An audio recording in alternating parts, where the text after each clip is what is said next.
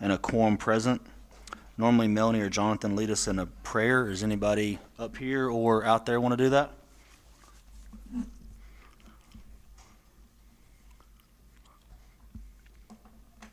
No takers? I'll do it.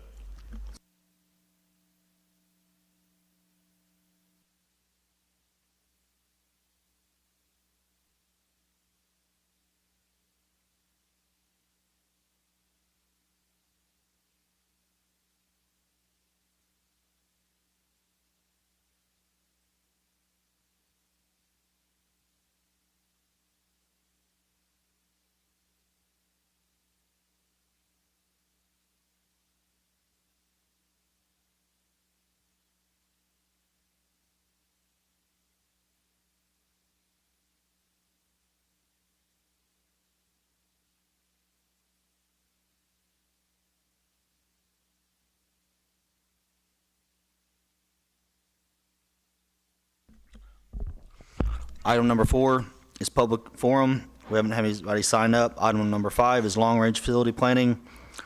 Board, we can go sit out there. Brett, thank you.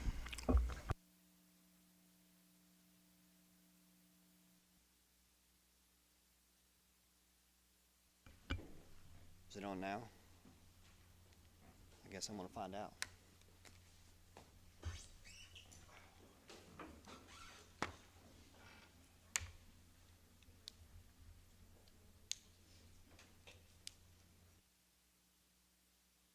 Y'all all hear me? Okay. A little bit. Is that on or off? I never.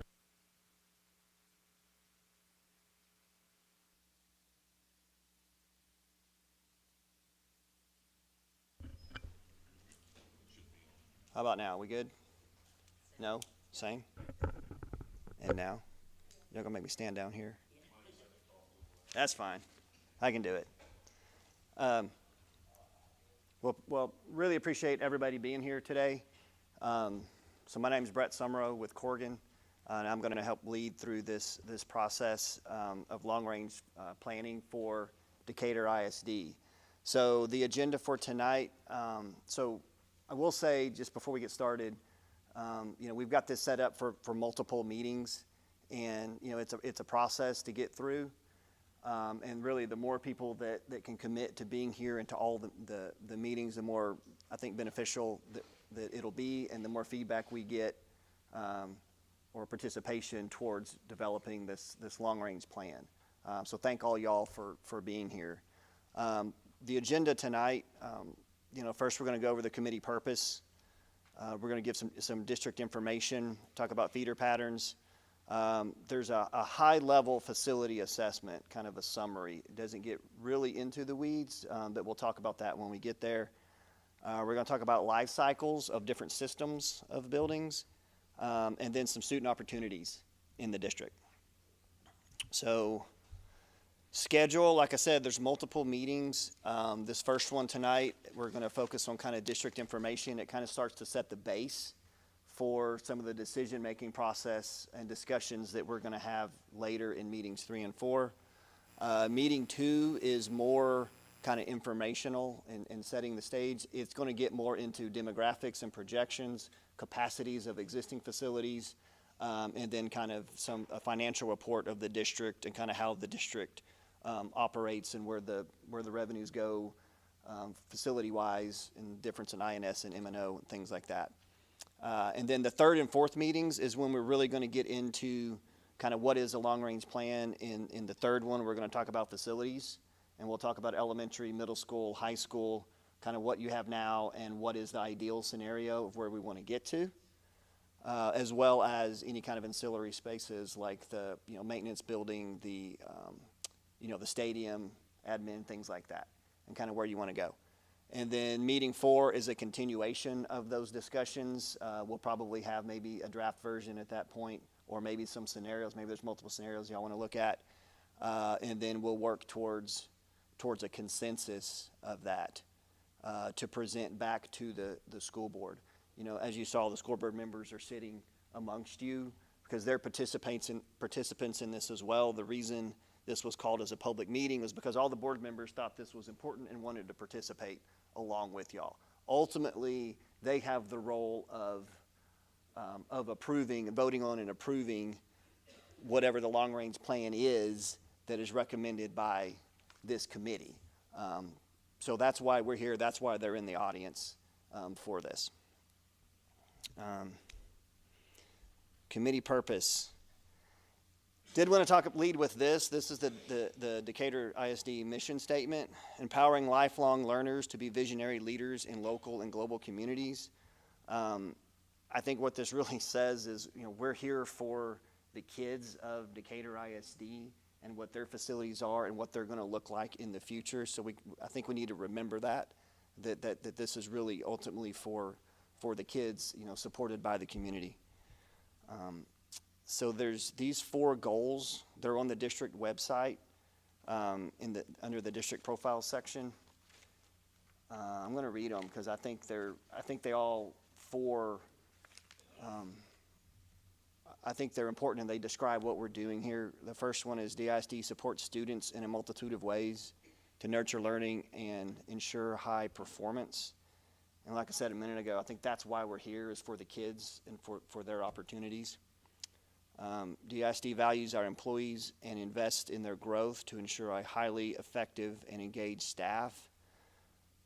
That's one thing, and as an architect for schools, that we always want to make sure of. We always talk about the kids, but we got to realize that teachers and staff, these are their places of work as well. In fact, they spend more time in these facilities than the kids do. So we want to make sure that we're taking them into consideration as well.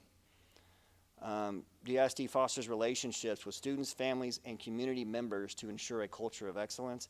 I think that's really why y'all are here, why the school district and the school board wanted to go through this process with the community to get y'all's input, really in a partnership, way, for this to make it more meaningful moving forward.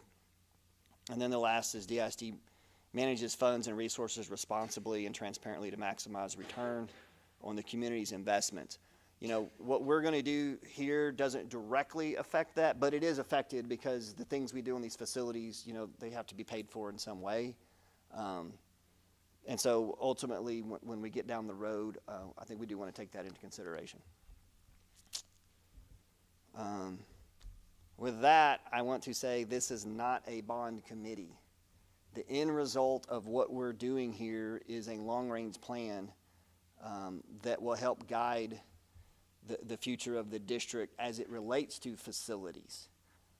A bond election, may be necessary to fund some of the things that the district wants to do, what you decide, but our goal in this is not to develop a bond recommendation at all. If that happens, it would be down the road, and what we're doing here would set kind of the foundation for that. Any questions on that? Make sure that's really clear. What we are doing is we're creating a long-range plan, which is a set of goals that outlines the path for the district. We're creating a long-range plan that's a set of goals, path for the district. This plan will focus on the district's building facilities specifically.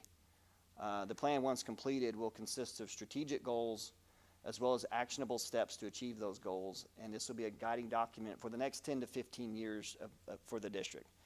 And if this is done right, it'll be a document that can also be updated in the future, by future boards and future committees with input to continue to live on as a living document, 15, 20, 25 years forward. Yeah, so basically, it means it can be updated. It means what we say right here is not set in stone and can't ever change, because if your demographics change, if maybe some offerings change or something like that, you can come back and revisit and update it. Now, I think if you were going to do that, the board would be involved with reviewing that and approving that, and I think part of what we're doing here is trying to be transparent in that process. Because we do the best we can with the data that we have today, but in the future that could change. So, but it's not something that would arbitrarily be changed by somebody and then put back out there. There would be a process to go through to get that done. What is Corrigan's role? So So I'm an architect, the district's architect, Corrigan is, and our role in this is really just to facilitate the process. We don't, we're not trying to drive the result. We'll give you options. If there's something you want us to look at and study, we can do that. We can bring examples of what other districts have done, and you can decide if it's appropriate for Decatur ISD or not. But our goal is not to dictate or to push you in one direction or the other for the outcome. If you ask me if you want to know my opinion, you can ask me, and I'm happy to give that to you. But this is your committee. The output is really what y'all decide collectively in terms of what this wants to be. And then once you do that, what we will do is we will help produce and write a draft of it that will be given to all of y'all, and you can review it and ultimately say, yes, this reflects what we talked about, what we discussed, what we want before it's presented to the school board. But our role is really just as a facilitator.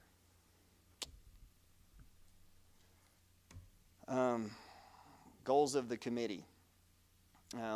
So the board did look at these, and the board has approved these goals for this committee.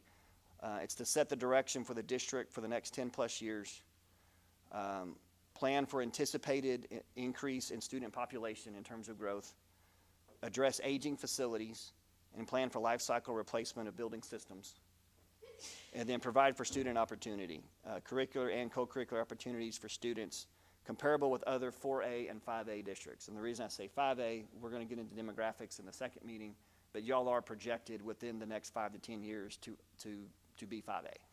And so looking at what that might mean from a facility standpoint. This just kind of is a graph showing our next couple of months here, starting with the beginning, committee charge and purpose, and then gathering information. The first 2 meetings really is mostly about getting that background information, so it's kind of one-sided. It's me talking a lot and giving it to you. You may have some questions, and if you have questions along the way, please interrupt me, raise your hand, and I'd rather stop and answer it in the moment. And it might be that, hey, we're going to get to that in a minute, but still, if you have a question, let me know, because hopefully, at some point we can get more conversational. And then we'll look at options. A lot of that happens in that 3rd meeting, and weighing the evidence. We may or may not do a survey. We may have enough participation here, and then we'll look at options, talk about the pros and cons, and then ultimately kind of vote on it together and reach consensus as to what we want it to be to present back to the board. And then speaking of consensus, so this is something that I want to go ahead and do with y'all today. And the reason is we like to define consensus at the beginning of this process and not when we're to the point of debating one option or another. So we want to set the threshold. So the question is, what is the minimum threshold for us to agree on something to include in this to present to the board?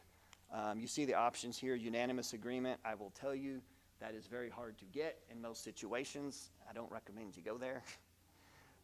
Unanimous agreement minus 1 or 2 votes. I've actually seen that before in a process, so I failed to mention. I've led districts both in long-range planning as well as bond planning. It's a similar process. It's steered a little bit different to what the end result is. I have seen unanimous agreement minus 1 or 2 votes one time. I see unanimous consent quite a bit. And what that is where at the end of the day, maybe not everybody agreed on one thing. However, the minority says, yeah, it's not my personal what I would have voted. However, with everybody else supporting it, I can support that as well. And then there's the supermajority thresholds, and you can set the percentage. That's usually where we start. And then there's simple majority, which I don't recommend, because then you have almost as many people who aren't in agreement as you do are. So with that, before we move on, I would like to ask if anyone in here has an opinion on what the threshold should be for this group for consensus once we start talking about this plan. But I wasn't gonna dictate. You don't want me to dictate it?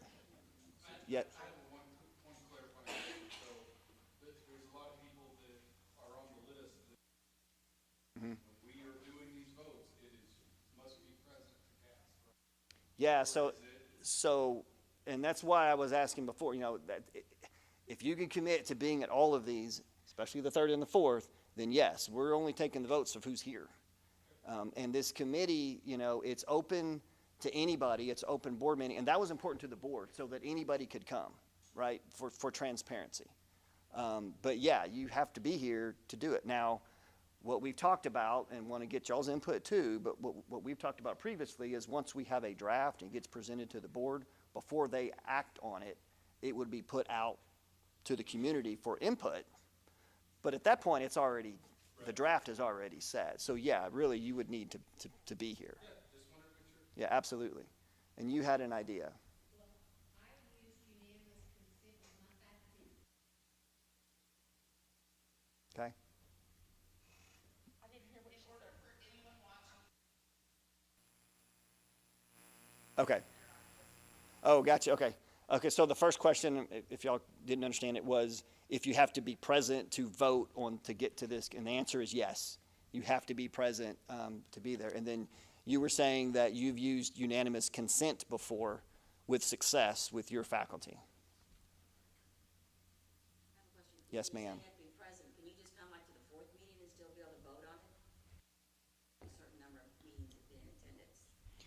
So we're actually not dictating that you have to be here enough times. So yeah, if you're at the fourth meeting and you're here when we're discussing, if that's when we're voting, everyone gets a vote on what we're doing. And at that point, if someone wasn't here and didn't have the background, and if y'all feel like that might have changed, frankly, that's up to you to have that conversation with that person, not me. Does that make sense? So, but yes, if you're not here, you could still, or to the first ones, you could still vote. So I have one proposal for unanimous consent. Yes, you have a question. But if you're talking about the super majority thresholds, the person.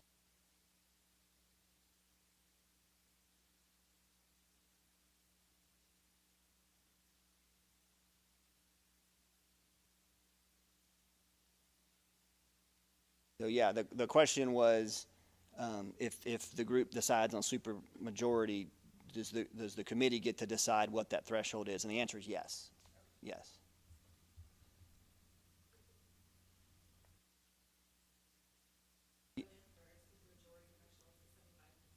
Okay. Okay, just a second. You had a question back there. Is there an option with the thresholds to feel like you need to attend meetings?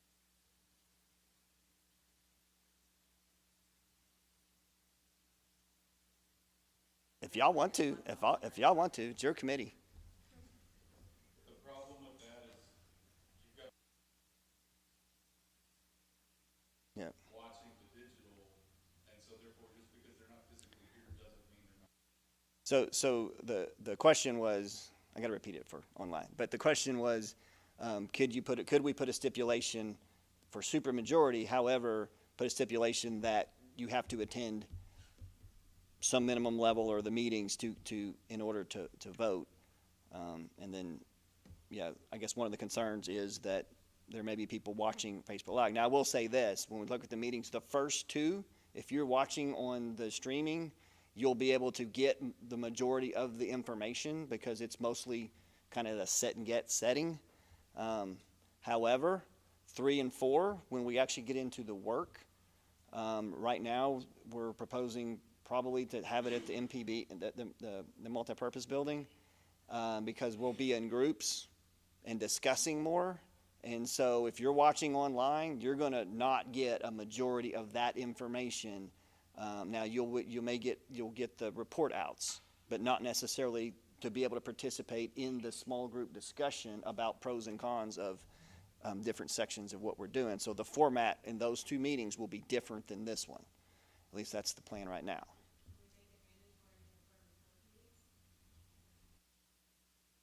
I come from 6 districts. Mhm. For the past 30 years, we're very large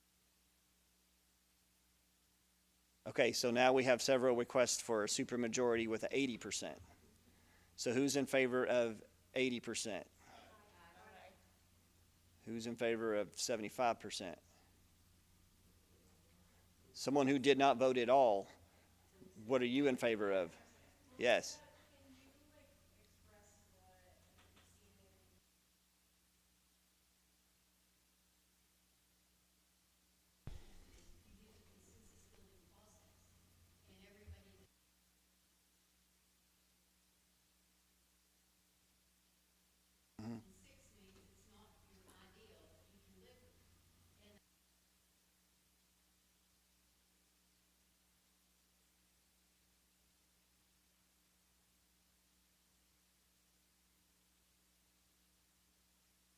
No, that's exactly what I meant.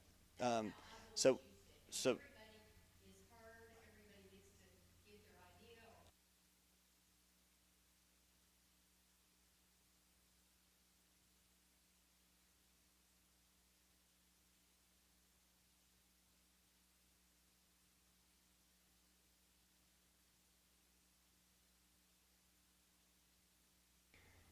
yeah, so the question was, how we've seen unanimous consent work before, and the answer was wherever you start at, when you start, people who are maybe in the minority would be asked, well, what will it take to get you there? And you talk back and forth to ultimately build consensus up to where they can live with it. And let them tell you Now, their concerns for why they're Yep. not on board, and what will it take to get them on board.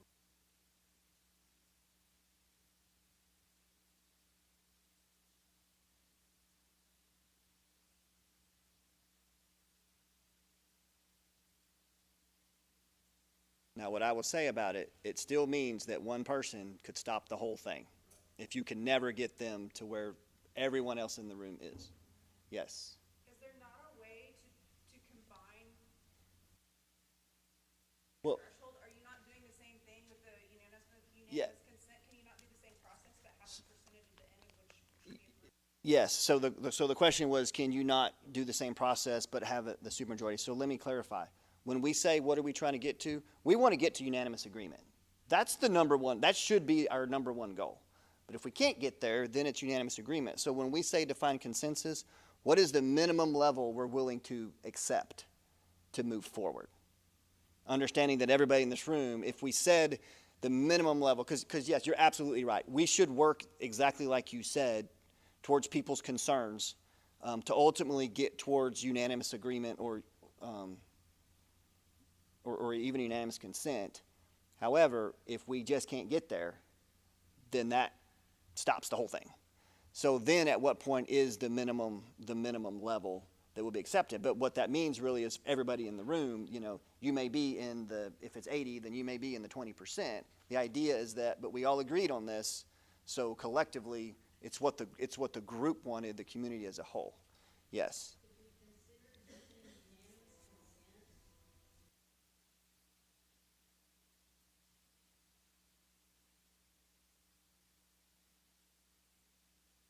I like the 90%, because to me, with us agreeing to 90%, that's not everyone. To go with 80% to me is kind of like, well, some people not aren't. So Jerry, if we're kind of have a unanimous.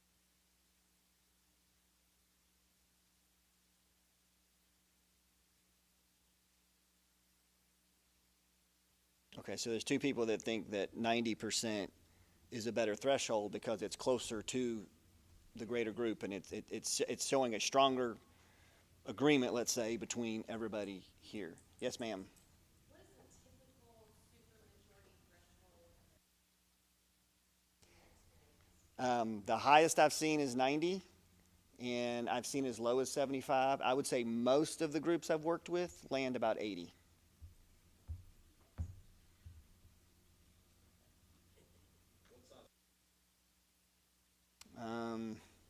So in those, typically, it was a little bit different than this because it wasn't a complete open, but since y'all have said you're going to ask people to commit, we'll know how many people are going to be eligible, let's say, really by the end of the next one. But usually our groups were about 60. However, we usually had attrition, and you'd end up 30-ish by the time you get to the end. So that's gonna be the key if we're taking this into the.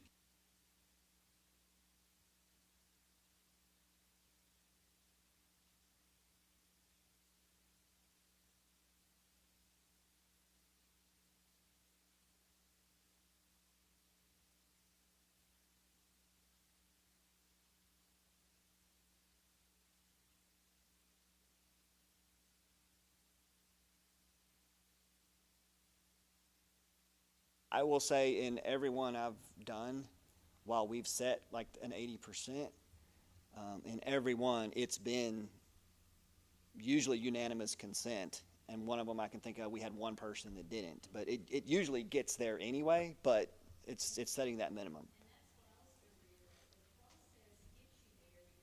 Yeah. People who are saying no, they have to verbalize to the group Why? why. It can't just be, well,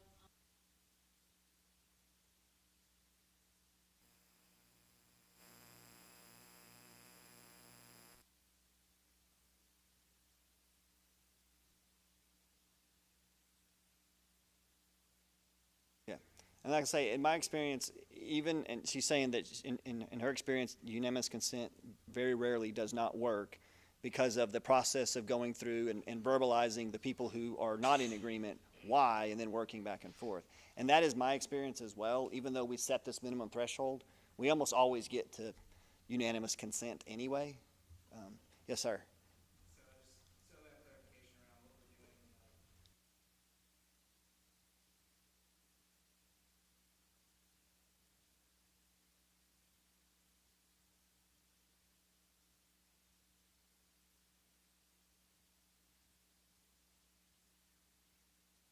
Mm-hmm.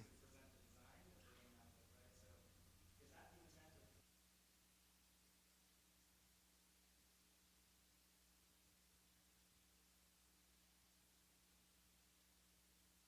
Yeah, so We may be doing two different things, right? yeah, so we'll get into groups, and that way, instead of right now saying, well, what do we want to do with elementary schools? And we'll have some questions to, to kind of help spur that conversation. But we'll get into smaller groups. The reason is so that everybody can express their ideas. Because when the group is bigger, to have everybody express their ideas, it's big and cumbersome. And then, yeah, hopefully then each of those groups at individual tables, and it might be 6 to 8 per table-ish. And collectively at those tables, you come mostly to consensus. And then each of those tables would report out to the bigger group. And usually when we do that, there's a lot of agreement between all of them. I will say we've done it before where then each table might vote on individual components of. We probably won't do that, and I will tell you why. I was in a committee once for the district. That's what we did. And every single table agreed, and we said, hey, it's a unanimous agreement on this one issue. And then later, I got feedback that some people said, well, wait a minute. I thought I was going to get to vote individually. So I did it. I held back because everybody else at my table wanted that, and I saw that that was the case. So I just held back, figuring I would get another vote. So we may still do it that way, but we're going to ask everybody in the room to make sure to confirm that that is how they do it, because I want to make sure everybody gets their opinion or their idea or their vote, whatever it is, out there. But yeah, it's very similar to what you've had before. in the scope of voting, are we?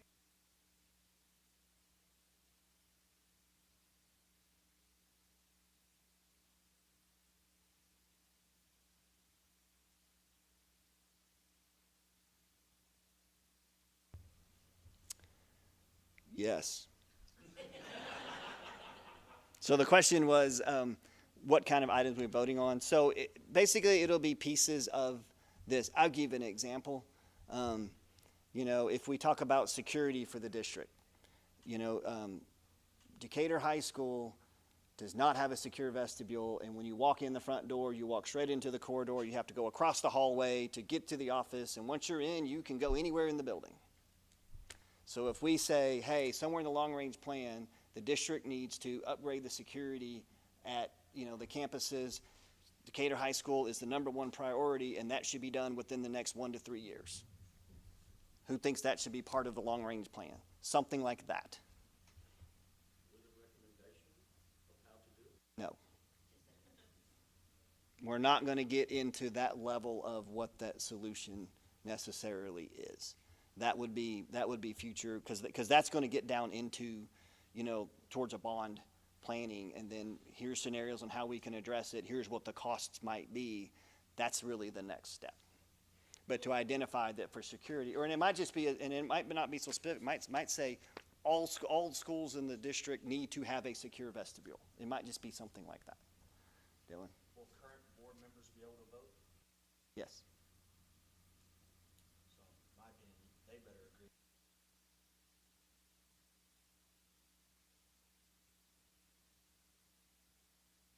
You're talking about in this scenario vote? Yeah, in this scenario, because I don't know how that works. Normally you don't vote.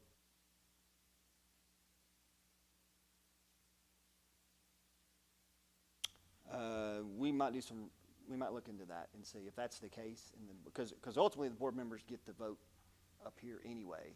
Of course, with the election, and some of y'all aren't going to be on the board anymore. Sitting board members. Right. At that time. Yeah. Yeah, so the question was if sitting board members get a vote on the recommendation or just on the approval. We'll look into that and see if there's any regulatory issues on that, because I've not heard of that, but we should verify. So, just for clarity on his question,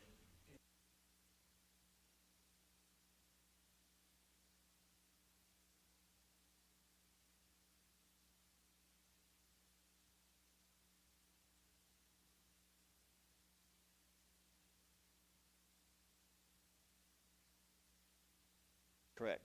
so I don't see why the school board would vote here.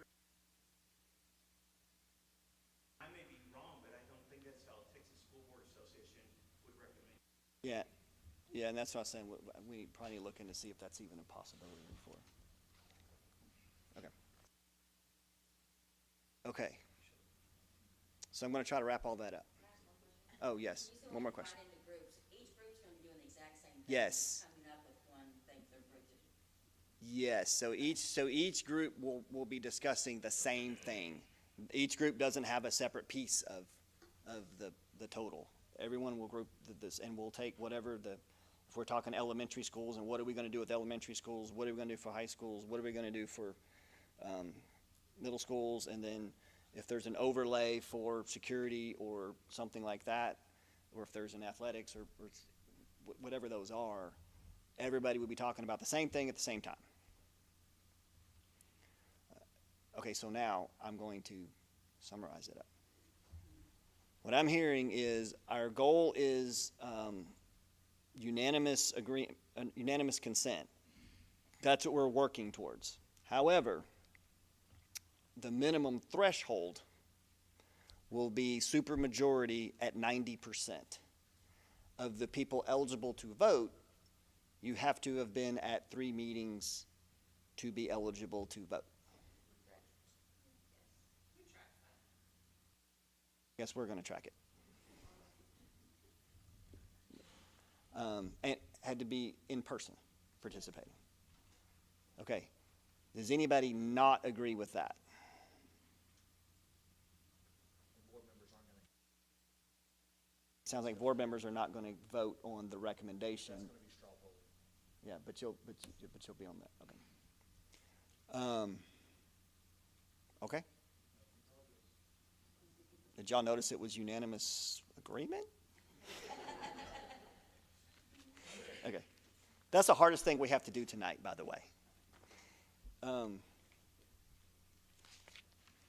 So now I'm going to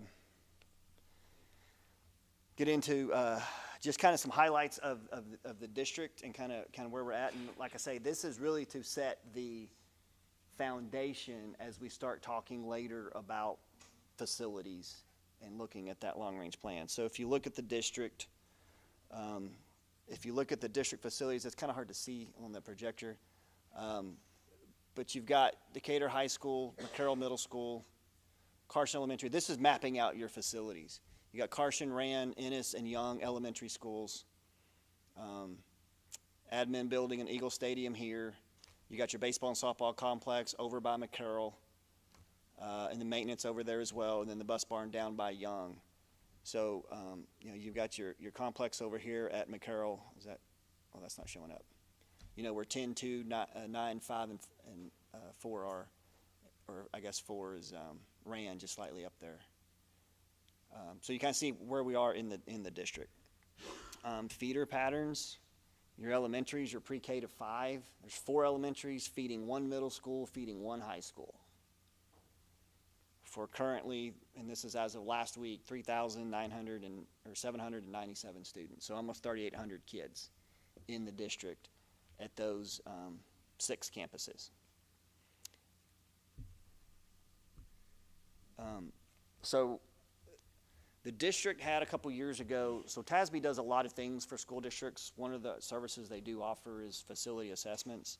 And this was done, we said, in 2020, late 2020. Yeah, and I think completed maybe early 2021. So it's about 3 years old, a little over 3 years. But the data is still similar. So what they did is they came in. So this is just a screenshot of the dashboard that's out there, and they came in and looked at all of your facilities and evaluated them. They looked at condition. They looked at kind of finishes. They looked at capacity and what the enrollment was at the time. We're not going to talk about that today. We're going to talk about that next time. And they assessed them. And they gave each school an FCI. What is FCI?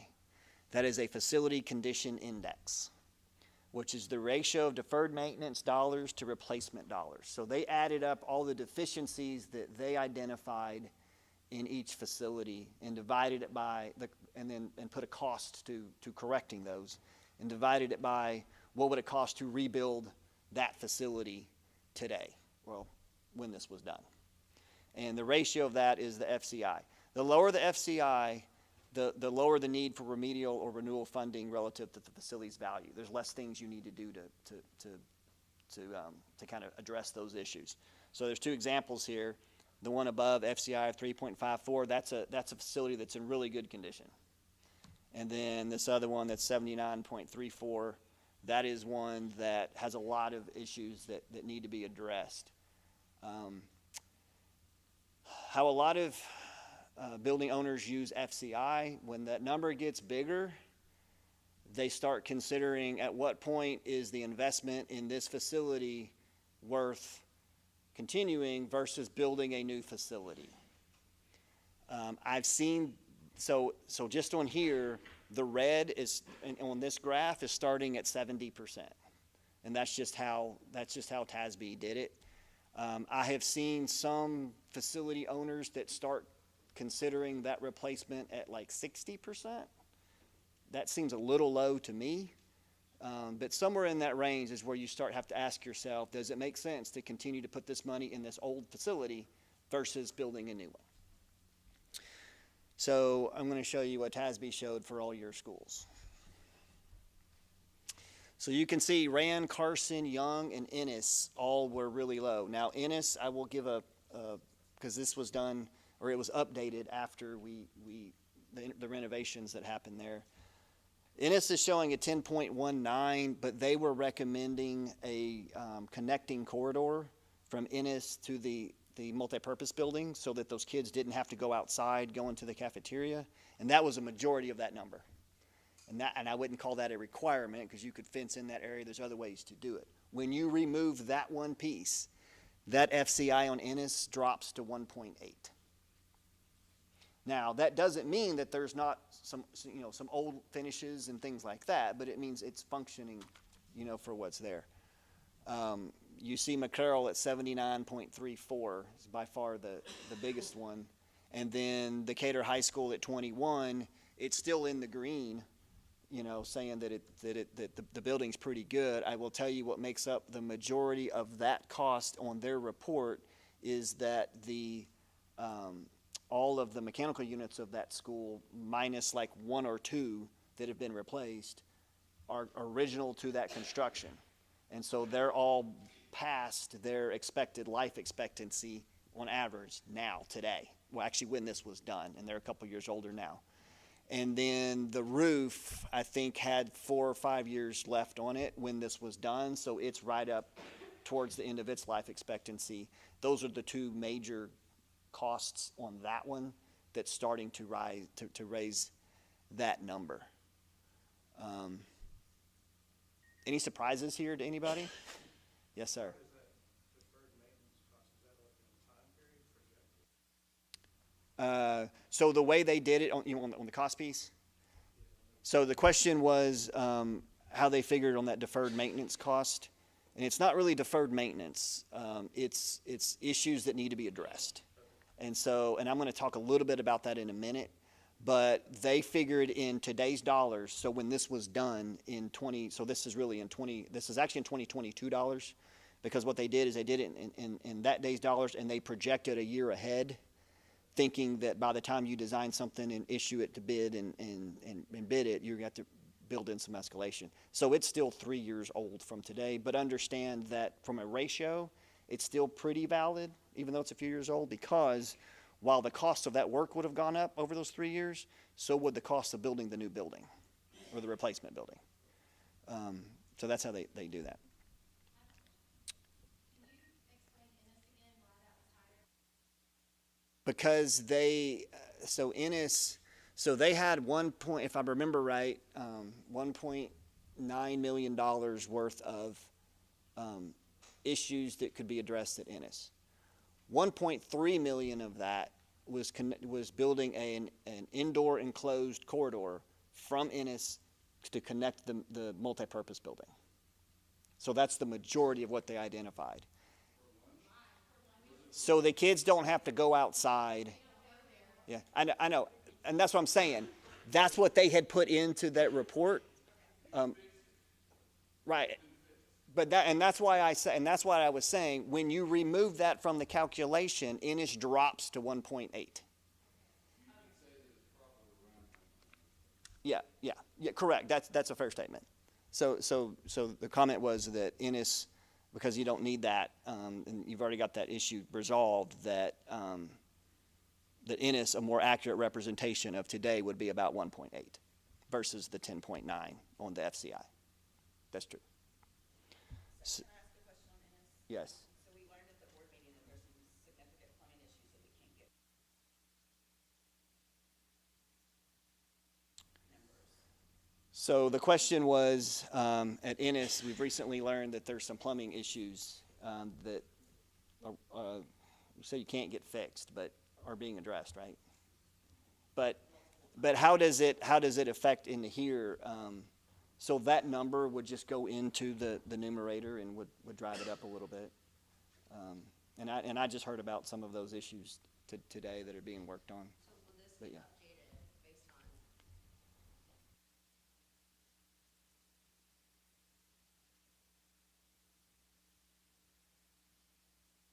on? I mean, we can, but what I would say is that the general story is still going to be the same. It's going to be that your elementary schools are low kind of green area. There's things that can be addressed. And realize too, when you say you can, it's some things you have to do, some things you should do, and some things you can do if you want to. So all those get taken into account. But I look at this to say the general story is that your facilities are in really good shape. They've got good, bones, if you will. We need to talk about McCarroll.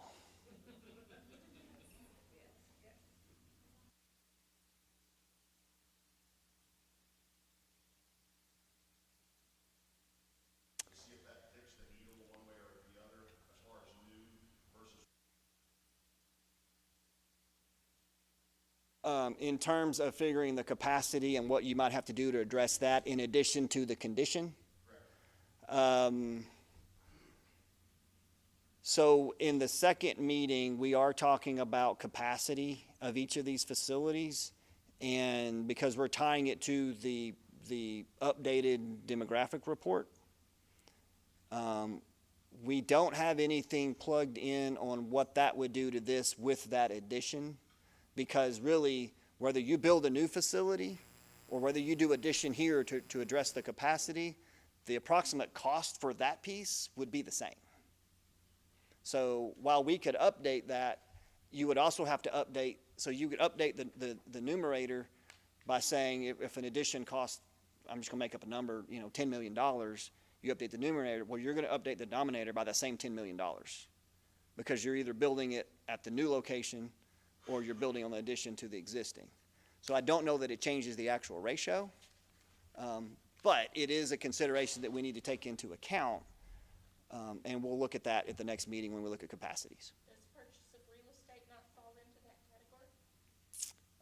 No, so the question was, does the cost of land fall into these numbers? And the answer is no. This is strictly looking at the replacement of that school. It doesn't necessarily consider that. School, you gotta have land. Potentially, well, yes, you do. You do have to have land if you build a new school. Already land set aside somewhere? They don't own land? The district? Yes. So we are going to talk about that in meeting 2, I believe. We do have that on the agenda to show all of the sites that you have and the land that you own and what potentially could be done on them. So the question is this building involved in what?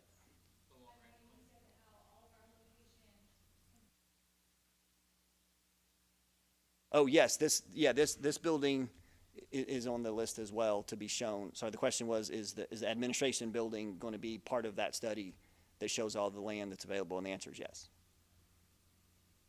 Yes, sir. So just for clarification, all of these,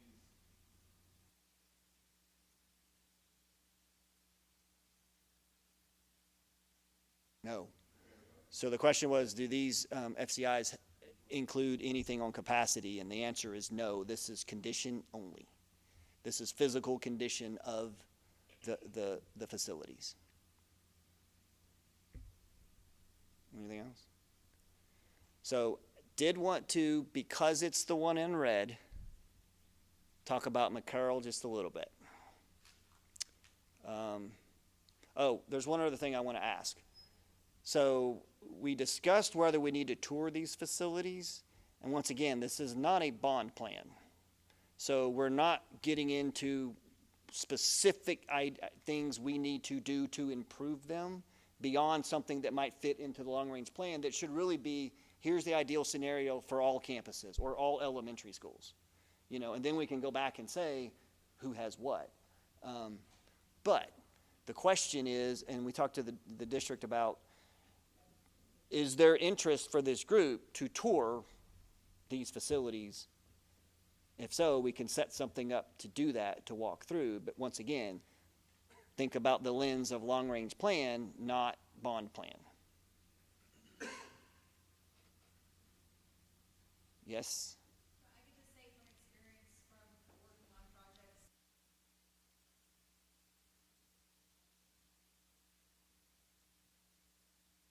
Okay. A lot of times parents even are in limited space.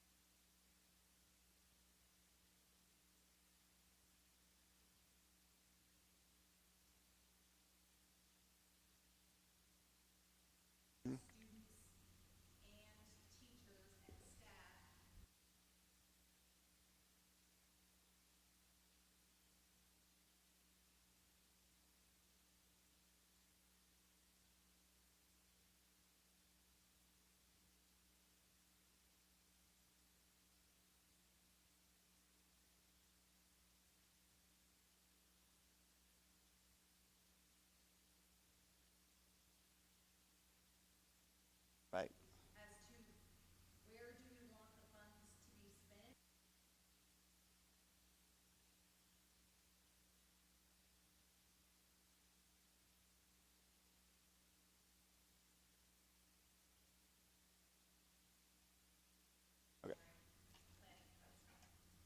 Okay, so I'm going to summarize that.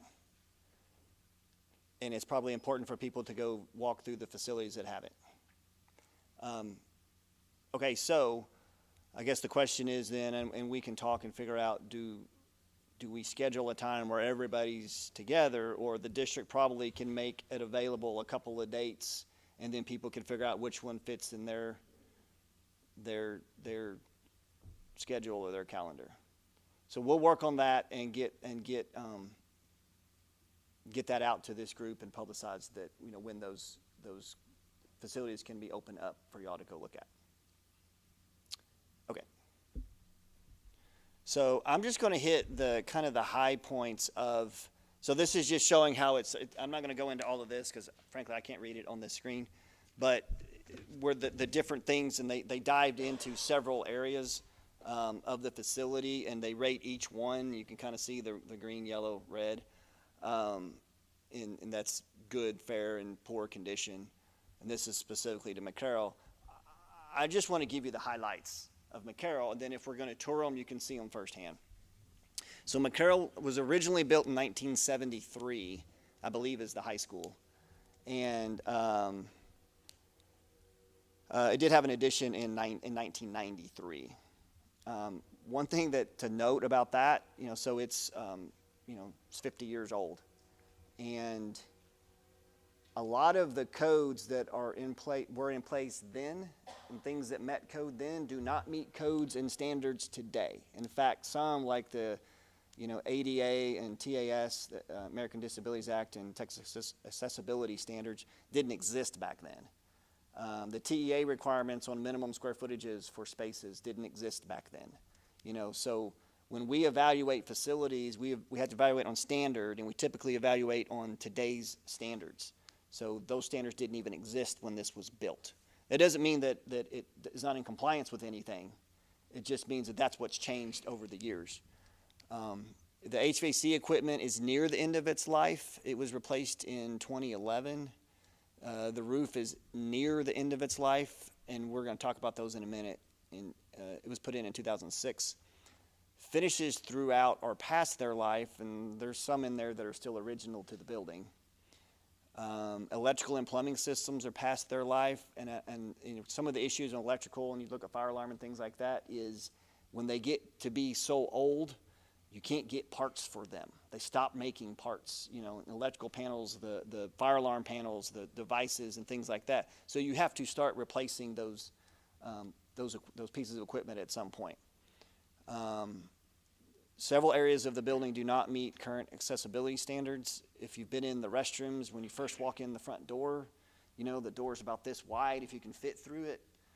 And I will tell you, there is, and the count to today's standards is different too, but there's nothing we can do to make those restrooms meet the code and still have the count that we need. Basically, both of those would turn into single units, the boys and girls, to get the clearances that are required in the door opening. So there's some limitations on that building. And then it doesn't meet the minimum TEA standards for classroom size of facilities as well. That's actually something that the TASB report didn't address, but we've looked at that. It's kind of dark, and so this is just some general pictures to kind of let you know. This was from the TASB report, but things as simple as, like on the left, that doorknob, it works, it opens the door. It does not meet code today. It has to be a lever, and it's actually, well, it doesn't meet code. I'll just leave it at that. The middle one is a really bad, I guess I think that's a shower bench that's just rusted really, really bad in an old locker room. And then you can see the electrical panels. It's also being used as custodial storage because there's not enough storage in the building. Yeah, if you could see that, that's really bad carpet in the middle. It's just old and worn. And, think about, I hear this a lot, if you think about these facilities and, the carpet, think about it in terms of, this is what I say, think about it in terms of your house. And think about 700 kids walking through your house. I have one 11-year-old that walks through my house every day, and he tears it up. I can imagine 600 of them. Now, to be fair, the finishes that we put in schools are designed for higher traffic than what you get in your house. However, they still have limits to what they can do. You know, some crack in the drywall, and I know there is some areas in that building that has some movement on the foundation. That restroom on the right is just not accessible. VCT floors. So I'm just going to flip through these real quickly. You know, just old sealant that's just worn. VCT floors. So those VCT floors are past their life at this point. It's really the wax that is your floor, and the VCT is just holding the wax on it. In fact, the wax is probably holding the VCT together. 93 is the addition. You know, some of that concrete on the outside, it's just old. It's just old. The toilet stalls don't meet the clearance requirements. Those water fountains, that's an accessibility issue. It's a protruding object. That's another carpet. You see the big stain on the carpet. Some damage on that block, then with storage again. So you can just kind of see the general condition, and once again, I think it'd be better when we see it in person. Locker room floor. So life cycle, I've mentioned that a couple of times. So when we look at the condition of these facilities and we see the carpet, the paint, the ceiling, the lights, those things, they're kind of tangible, and we can see them, we can see how they wears. Well, there's also all the equipment behind it. You know, the HVAC equipment, the electrical systems, the fire alarm, the roof, those types of things. And they all have a life cycle expectancy. They wear out. And so life cycle is the years of use you're expected to get out of a system. Now, life cycle and maintenance are two different things. You know, your regular maintenance and preventative maintenance, and then even some of your, you know, kind of your repair work, that's all kind of normal, and you have to do that to extend to the life cycle. Now, you know, you may have one unit that goes out, or a compressor that goes out, or something like that you have to replace. That would still be maintenance. But when it gets time to replace all of the mechanical units in your building because they're at the end of their life or they're starting to fail, that's not maintenance. That's part of owning a building, that you have to replace those systems periodically. Some systems last longer than others. And so we've kind of just given a high-level summary of what's in a building. Building itself should last you 50 years plus. Now, usually we say in that 50-year lifespan, you should expect at least one major renovation to that. McCarroll's never had one. It's had some additions and some minor work, but never a major one. A fire sprinkler system is usually about 50 years, the original life of the building. Fire alarm is about 30 years, and same thing, that's where those panels, those parts stop becoming available. Food service equipment will last you about 20 years. Flooring, carpet, about 15 for a high quality commercial carpet. VCT 20, I've seen it go 30 plus, but once again, it ends up being the wax. Theatrical equipment is about 15 years. That's the AV for for like an auditorium. Paint will go about 15 years. Now, that won't last 15 years without touch-up in some places, and maybe high-traffic areas, it's a little bit less than that. Roof is about 20 years. HVAC equipment, 15. Now, there's pieces of equipment, like a boiler may go 20, but on average of like a HVAC unit, a fan coil unit, something like that, 15. Playground equipment's about 20. The reason we show you this is our recommendation is for the district to get on a scheduled replacement cycle. Now, just because this says, it doesn't mean, and most districts, they try to extend the life of these systems as long as they can. And so I think one of the asks later would be, what should the district's plan be as systems wear out on a building? Now, just because it says 15, it doesn't mean, we could say, you know what, we want to try to go 120% of that accepted life cycle. It's just that the longer you go, the more potential for failure is. And each of these systems carry different risks of what that failure would mean.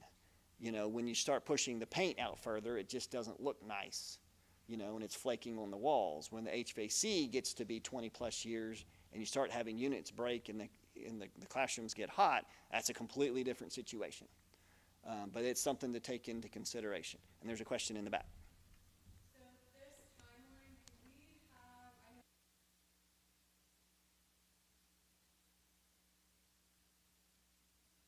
Like, do we know, like, Yes. here, X, X, X, and X meets the lifetime perspective? Yeah, yes. Each building is tracked separately for all these systems of when they were put into service and how old they are. And then, in fact, and even that TASB report has that information in there. And the TASB report goes by unit, well, and the district does too. So, like, you might have, I'll take the high school, for example. There's a handful of units that have been replaced at the high school. So they're in the green. They're, 5 or 6 years old, if I remember right. The rest of them are 24 years now, or whatever the age of that school is, I don't remember. But yes, the district tracks, oh, sorry. The question was, does the district track the age of the different systems by campus? And the answer is yes. But what it means is, well, I'm going to show you.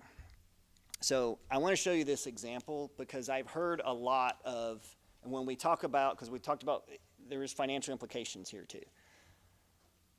And we're not talking about a bond. However, I have heard this in several districts when people say, well, if you know these systems are going to wear out, because me on my house, I know my unit eventually is going to wear out, so I have to make sure that I have a plan to replace it when it does. I need to save up the money, or at some point I'm borrowing money or whatever. So I've heard, if you know these things are going to go out, why don't the districts need to save up the money so when they do, you've got the money to fix it. I want to show you an example of why that is very, very difficult for districts to do. And the best example I have is from your district, Decatur ISD.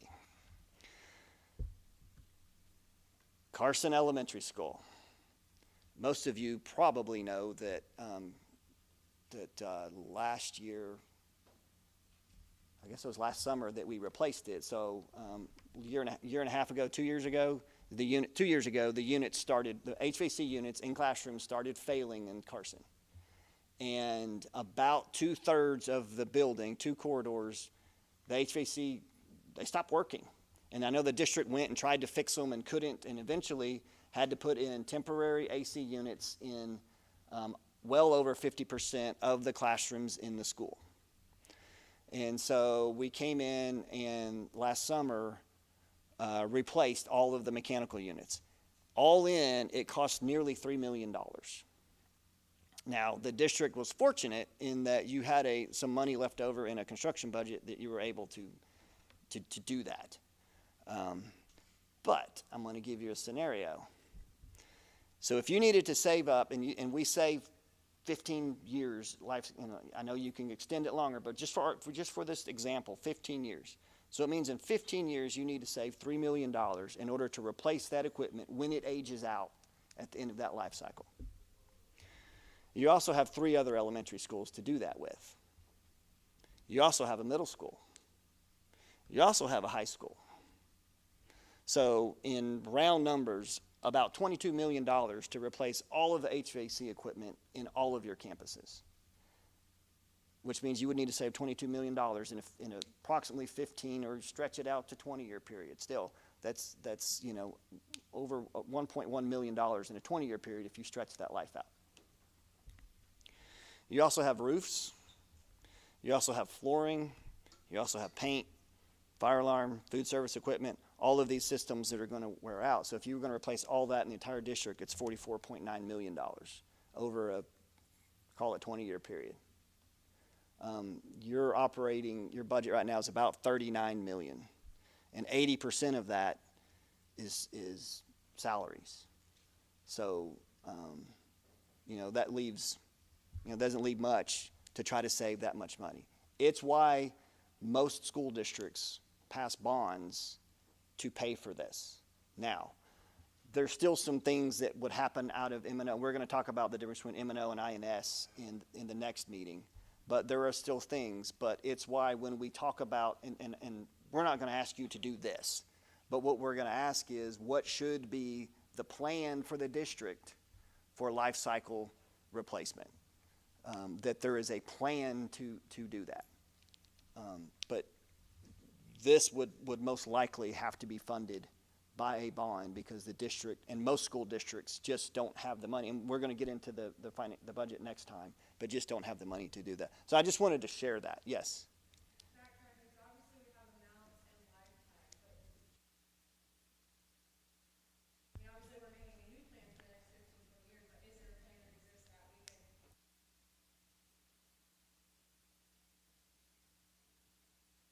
can correct our mistakes moving forward?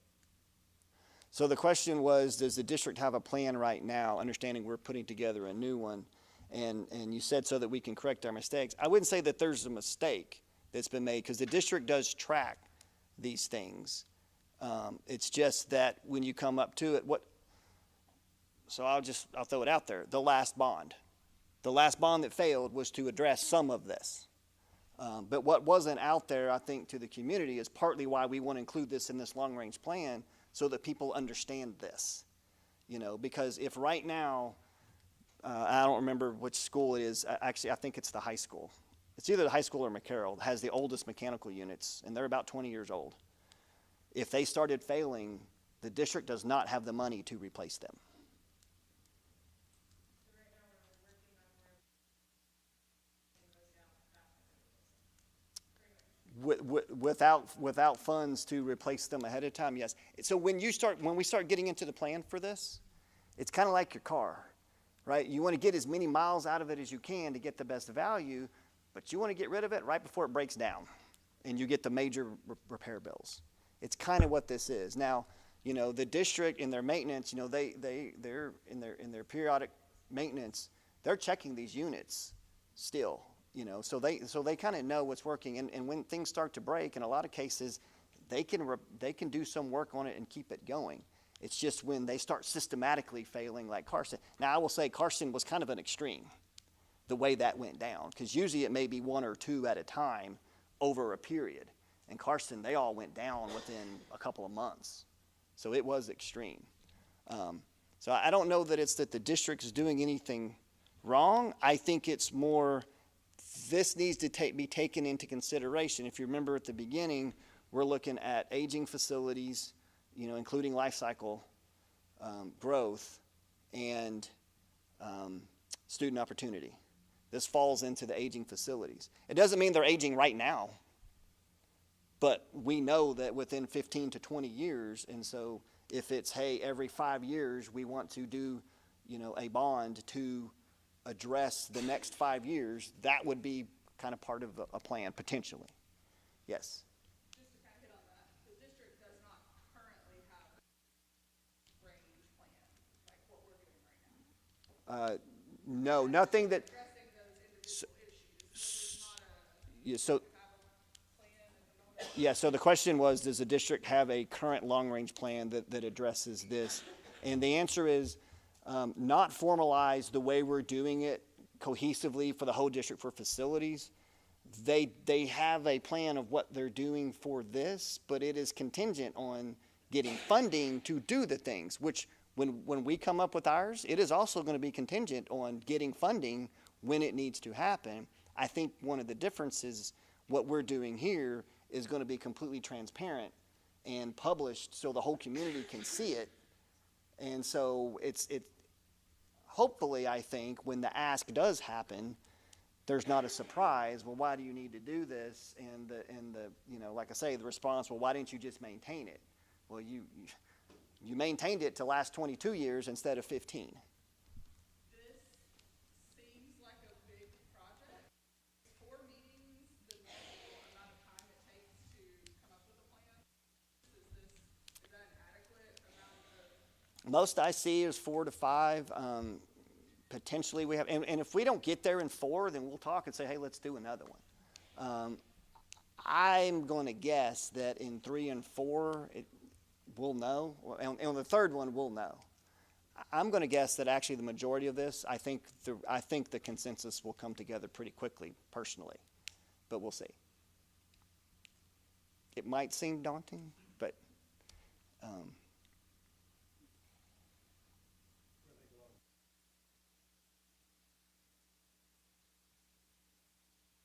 Oh, yeah, yeah. So the question was, when we do this, we kind of have a lot of the pieces already put together, and it's really pulling them together. Like when we look at this, there's not a lot of options on what to do here.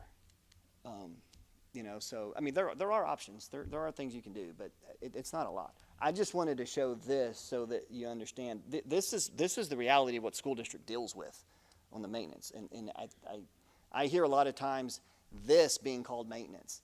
That's not maintenance. When you have to replace a roof because it's 25 years old and that's not maintenance on a commercial building like these are. Yes. Will we be presented with like what is like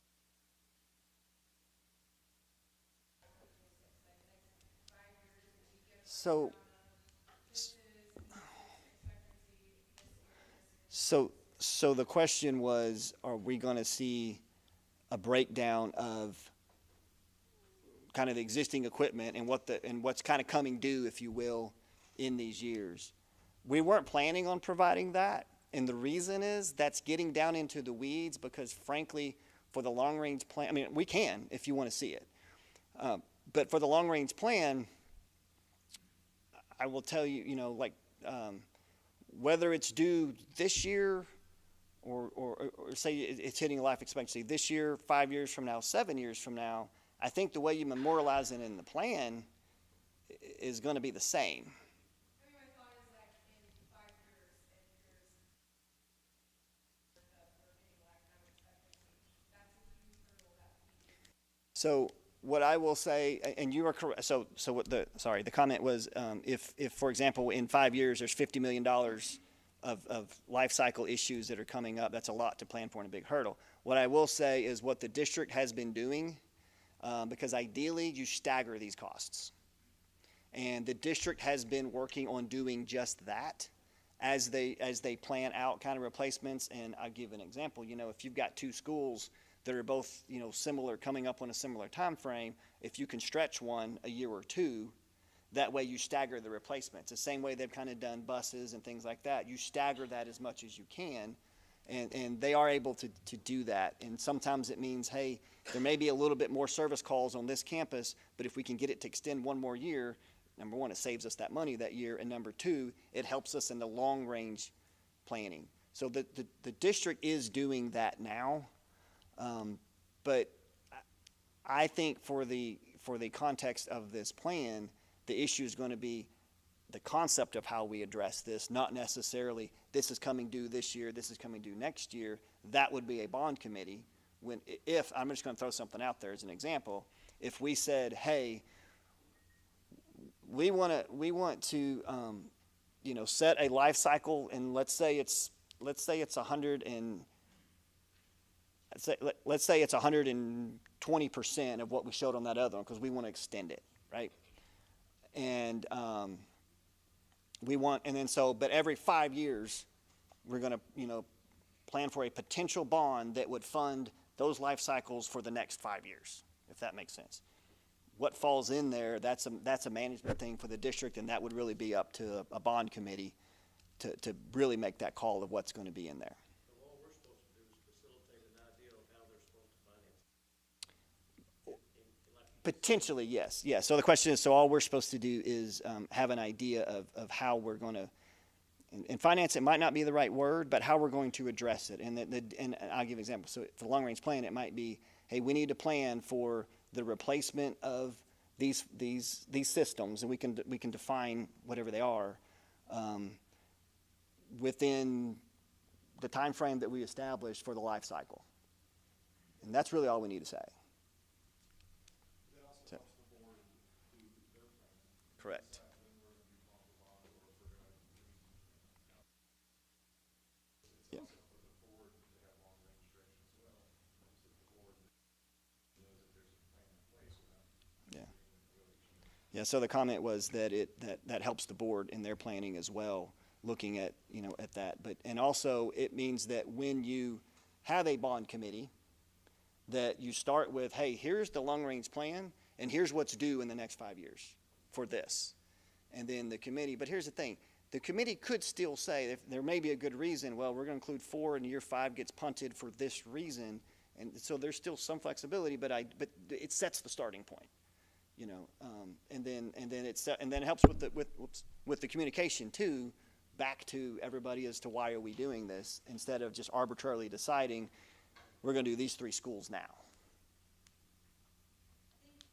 A big part of this educating with what we come up with and present to the board and what the board adopts Yep. will help educate the community as to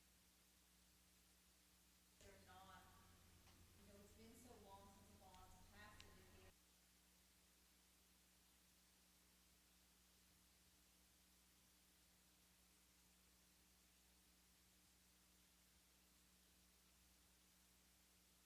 Years to address these issues. Right. You know, and so that the public can expect that this is going to be the normal of what they're gonna see, they're going to.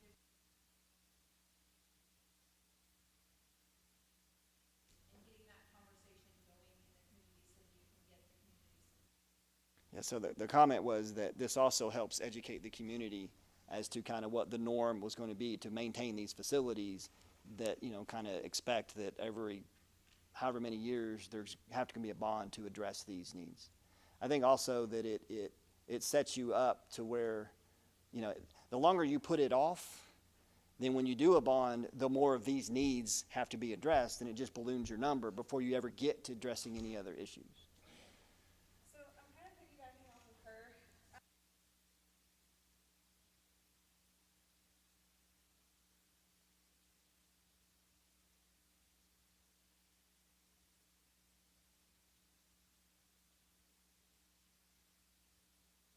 I mean, I used to live in Northwest and we went through bond failure.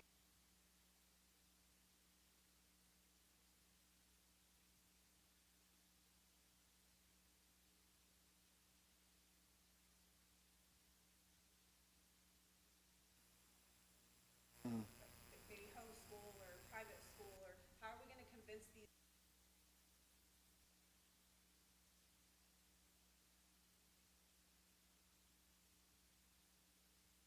Yeah. To vote? So the question is, you know, how are we going to communicate this long-range plan, but then also thinking ahead to like a bond, find out who votes, you know, where are they, how do we get them to come vote? And my answer will be, number one, we're not a bond committee yet, Right, but but- with all this work, but yes, the idea, and we are, the district, we have started to talk about, and we'll work more on what that communication strategy is.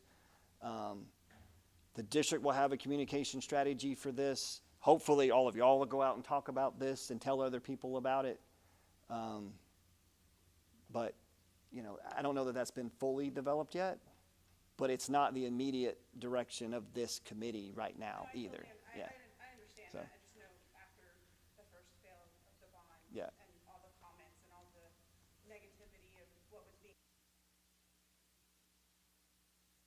Yep. I would hate for us to put forth all of this work and effort and not have a Well, good idea of how we're gonna Part of the reason of, forward. so basically there's, she was expressing the frustration of putting in all the work and effort before and then having the bond fail. I think that's part of the reason the district has stepped back to do this long-range plan, to help with that and start this as part of that communication forward into the entire process, and setting a long-range plan that sets the basis of all that. And this all assumes that once we make the plan, the board will. Yes. Yes, so she said that this all assumes that the board will accept the recommendation, and the answer is yes. Ultimately, the board is the elected board. It's ultimately their decision. But- Can't pass a bond, it's all for naught anyway.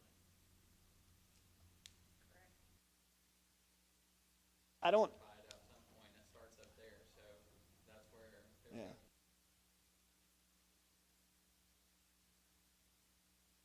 Yeah, but I think that, you know, I think this is the first step. We can't control completely where it goes. So I'm going to take this comment, and then I'm going to try to move ahead if y'all want to get done by 8, but yes.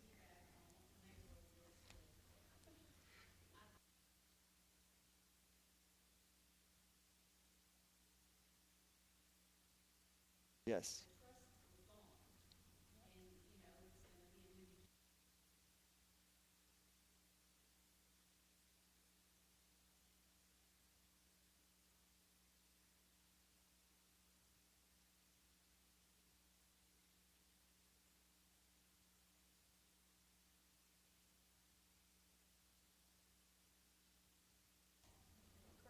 Yeah, so the comment was that this process is to help start building the trust as well. And I agree with that.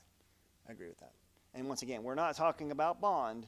However, when we get to this, there will have to be a bond to fund this plan. I don't think that's a secret.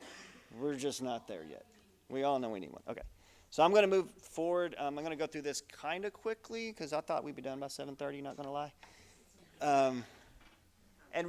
And really what this student opportunity, so let's start talking about depressing things about what stuff costs and talk about some good things.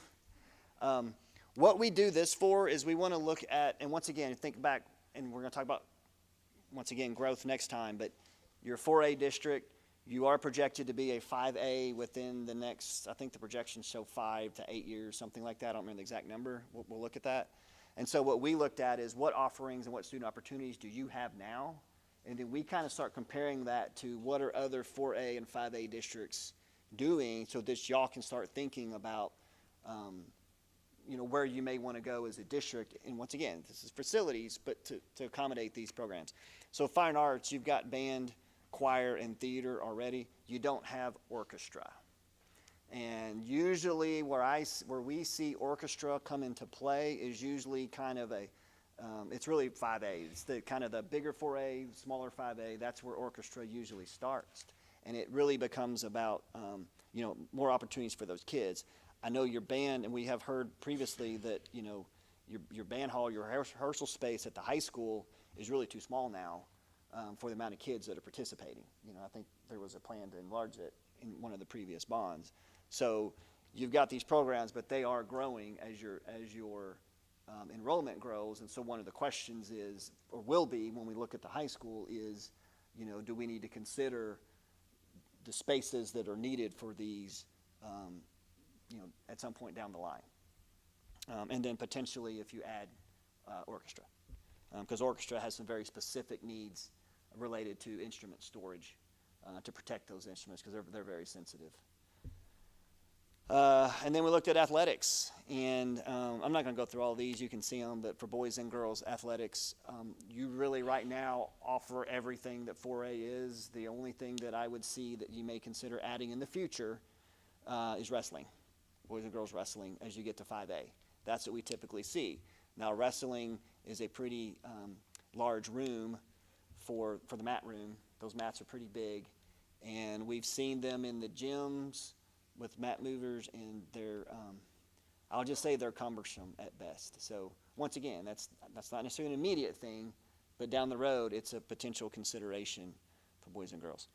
And then we looked at athletics. Obviously, academics. Obviously, there's core academics, but we looked at other opportunities for students as it relates to, CTE or, those type of electives. So, and you offer quite a bit, actually, which is great. Law enforcement, health science. This is phlebotomy here. I just like using that word because I learned it a few years ago.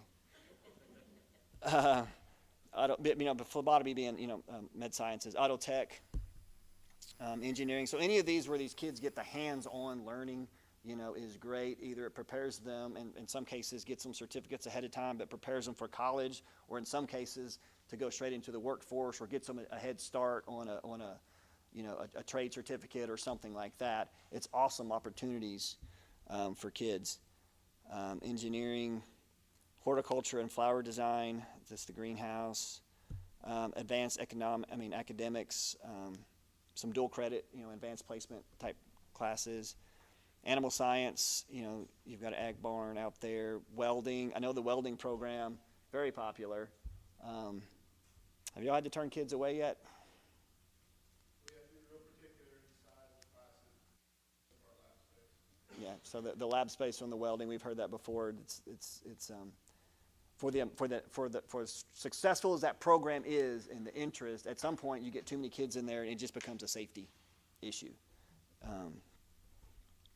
Audio video production, culinary arts. Now I do want to point something out as we look at this is a lot of these programs, in a lot of cases we see specialty labs for them, like culinary arts here.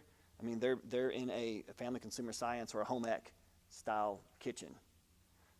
In a lot of places, this is the culinary arts classroom in a lot of facilities that we've done, especially as you get bigger to 5A and these CTE programs. And it just allows the kids a more hands-on commercial kitchen. It doesn't have to be this big, but hands-on commercial, kitchen, and there's more they can do, banquet cooking and prep and things like that, serving. We've seen some districts serve school boards, serve community members, if there's Ed Foundation meeting and things like that, and those kids, they get to actually prepare the meal and serve it to them. And then there's all those other things that go with it.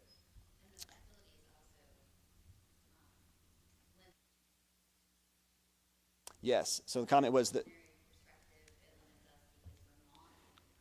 Yeah. So the comment is with the environment that you have now in the facility, because you don't have a commercial kitchen, there's some of the programs that you could offer by the state level, you can't because you don't meet the facility requirements of it. And there's some other ones that are out there. It doesn't mean you necessarily have to do it, but like cosmetology is always a really popular one. But the district works with like Workforce Solutions.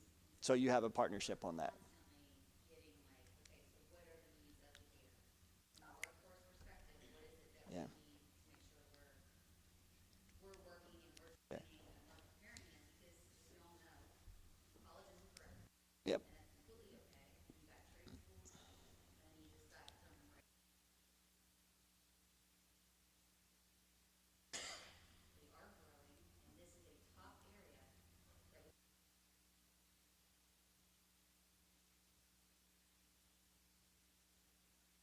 Yeah. So Dr. Wooten's comment was that the district partners with Workforce Solutions, say that right, and looking at what opportunities there are and what kind of holes there are in the community where there's a need for these kids as well in different pathways, and then try to line that up with what you're offering to provide those opportunities for the kids. But in some cases, there may be some missed opportunities because you just don't have the facility for for whatever that particular course might be. I'd like to show this one. Whoops, wrong way. So the AV, and it's a great setup for what you have, but compare it to in the corner of a classroom. Compare it to this setup at another campus where it's more of a TV studio. Now, that doesn't mean that you have to do this for all of them, but potentially if we want to put a focus on the CTE programs and aligning it with with what's out there and creating more special labs, especially as you look at the high school needing growth, you could grow by adding these labs, which would then free up those regular classrooms that those students are in now, potentially, and serve dual purpose. Jamie? I just had a question for maybe Ms. Booth. Is there CTE programs versus, correct, so it's two, but the point that you brought up. So yes, we do receive additional funding when we.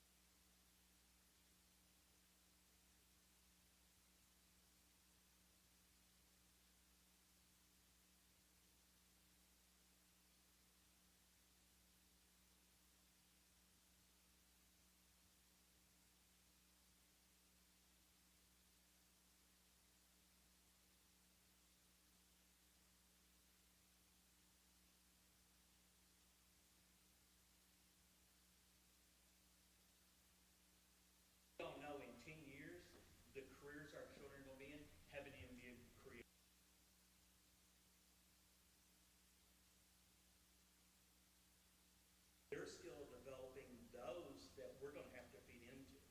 And so y'all know, most of the 4, 5, and 6A districts that are going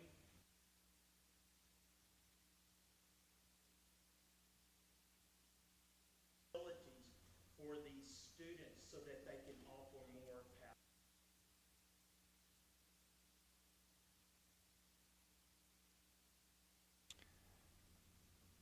That's a lot for me to repeat for the people online. And by the way, Decatur High School, in my 40-year career, is the best high school I've ever worked at. Really? And I worked at an exemplary district, and I'm telling you, you guys, you don't. I can repeat that. I can repeat that. So the comment was that Decatur High School is the best high school that you've ever worked in, and that Decatur ISD does not know how great they have it here. It's a good way to finish.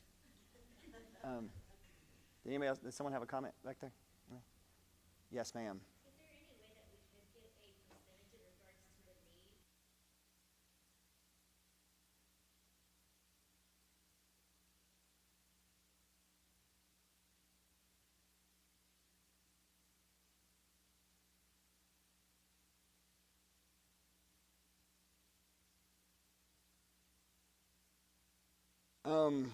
Yes, we can. We can, and I think that's a good thing to show kind of. So you're basically saying like the participation levels and what's offered and where the interest is, basically.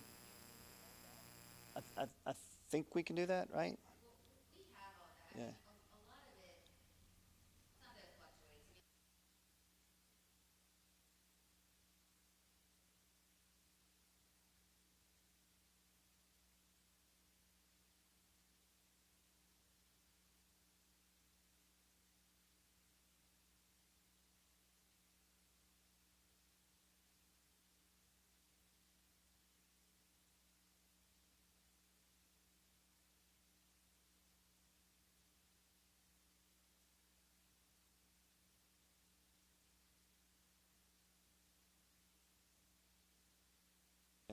mean, And I would say so. The question was, I think, is can we provide the kind of the percentage or the interest level and who's taken what are the more popular courses and where are the potential shortcomings maybe of the facilities? And the answer was yes, we could provide that. I will say that I think part of the long range plan, we wouldn't get so specific to say we want to increase the welding space or we want to add a culinary space. I think it would be more general of here's how we want to address student opportunities as it relates to CTE. It'll be a little bit more broad.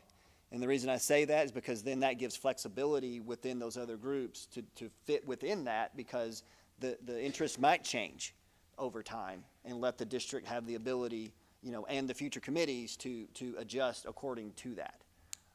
The reason we wanted to show this, number one, is to highlight the great opportunities that kids do have, but also to show that it can be better with the facilities.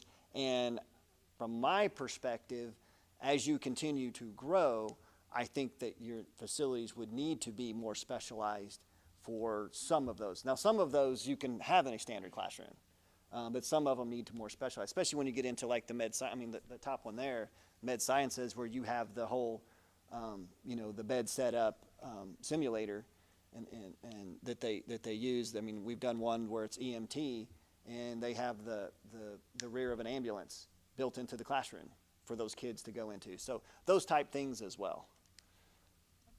Anything else on CTE? Because then I don't know if I'll make you happy or not. We're at the end of today. I want to thank all y'all. I mean, I think this was a good start. So for next meeting, it's scheduled for the 29th in this room again. We're scheduling from 6 to 8. We think that's worst case. My goal is to be out of here an hour and a half or so, which I think we're kind of close. 7:40. Is that consensus? But the reason we're saying to 8, just in case the conversation continues on to go on, but the idea, I mean, this is y'all's group. If y'all want to stay till midnight, I'll stay with you, but you're not going to stay because I'm keeping you here. But this is what we have next time, the demographic study and projected growth. We'll talk about capacity study of the facilities, the financial information. We'll have kind of some, we're not going to dig down into every level, but kind of some big budget how the district, where the money goes, and kind of show what's available for, kind of maintenance and operations to do some of this stuff, and then how the rest of it gets funded on M&O. Not that we're getting into bonds, but that y'all understand that, because ultimately that is what's going to fund a lot of whatever might come out of the long-range plan. And then we'll talk about the land use opportunities. The goal there, I think, is to show your current sites and kind of an evaluation of those, and then also land that you own. I think there was a question about that somewhere over here, about what do you own and what potential uses there could be. We'll show that next time. I think we can fit all that in. And then we'll wrap up for meeting 3 or 2. Any other questions or last comments? Got one in the back. So, are we sending it out, and are we publishing it online as well? We are. This is on, this is recorded and it's on our, link is on, there's a web page for this committee, and it's linked on the homepage.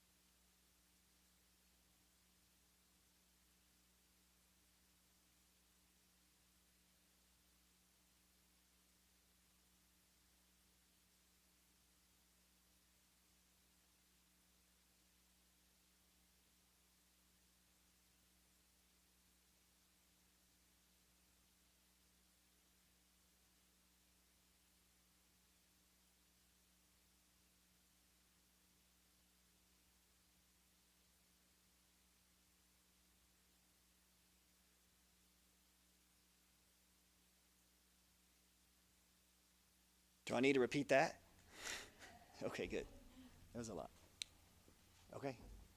Dylan, do you need to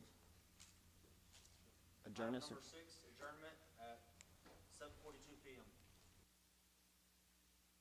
Thank y'all. I look forward to seeing you next time. Not that it's a big deal, but just give me a heads up. I scheduled a vacation about 6 months ago, so I'm not going to be at the next meeting next week. So anyway, just wanted you personally to know that. You can't vote. I know. We shouldn't be voting. I don't think. I don't I know think what that's other. fine. Honestly, I don't know what the realities are on it. You know what? I just think for the best looks for the What is community, just to have the Why? board. Because you get the final say anyway. We get the final say, right? And the board is so distrusted right now. It's just saw like, that. oh shit. I mean, I tried to not go down. No, you did. You that- did a good job of that the other way. I'm just saying it's best just to stay, keep us out of that. Let them throw it back up into here, and then we'll get to vote then. But yeah, I just think for appearances, it would look better if we don't. We can't. Okay, good. That's a struggle. That's we have a I didn't quorum. see- I didn't get what You know what I mean? Yeah. It's like being back in I figured it. Well, I just thought it I was guess bad you look. can't, because it's not an action item. It will be. Will we vote? No, but when they vote, it won't be. Hey, how are you doing? Yeah. But it's we're all sitting out here talking about, hey, I think we should do this. Yeah, that's strong. That's like if you go into executive session. You can't ask the